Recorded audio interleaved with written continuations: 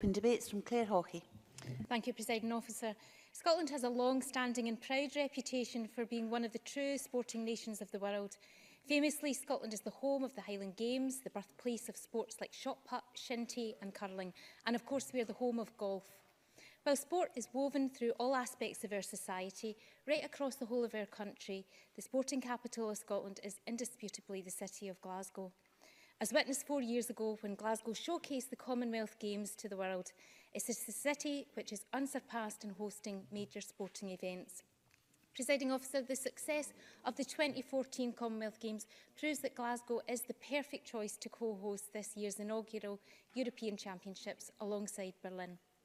To coincide with the European Championships, a festival will be held in the city, as we've heard, to bring together residents and visitors to celebrate Scottish culture, ensuring that the first 2 weeks in August will be a standout feature of Scotland's offering to the world this year.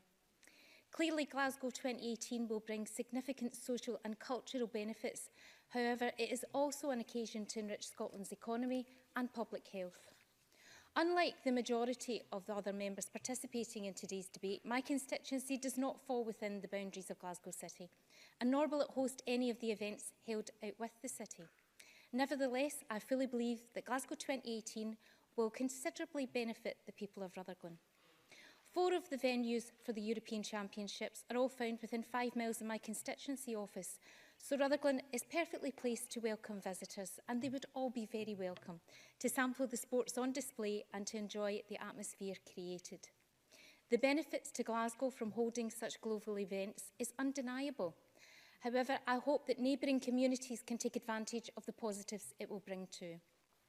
According to the Post-Games report into Glasgow 2014, the Commonwealth Games contributed more than £740 million to Scotland's economy, of which £390 million benefited Glasgow itself. As such, a staggering £350 million was pumped into the economy elsewhere across Scotland, and one can suspect that a large proportion of this was seen in nearby areas. If these championships can create a fraction of the buzz and vibrancy that the Commonwealth Games brought to Glasgow and the surrounding communities in 2014, then I will have no doubt it will be a resounding economic and sporting success.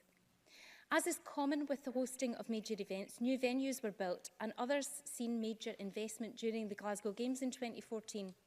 For my constituents, the Sir Chris Hoy Velodrome in particular, which is just over the boundary in neighbouring Glasgow Shettleston constituency, has been a welcome local addition due to its extensive and modern gym and football facilities. The Velodrome is proof that the purpose-built sports venues can have a long-lasting effect if effectively managed.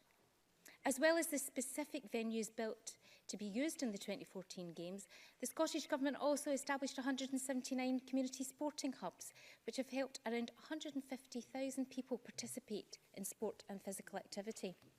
When I was a member of the Health and Sport Committee, I visited several of these facilities and I experienced firsthand how they have benefited their local communities. As a direct result of the legacy of the Commonwealth Games, there are now more opportunities for people to participate in a range of different sports and activities. And I hope that the European Championships act as a renewed impetus to get more people into physical activity. Scotland has been recognised internationally as leading the world on strategies and policies for increasing rates of physical activity. However, we can't get complacent and we must continually build on our success.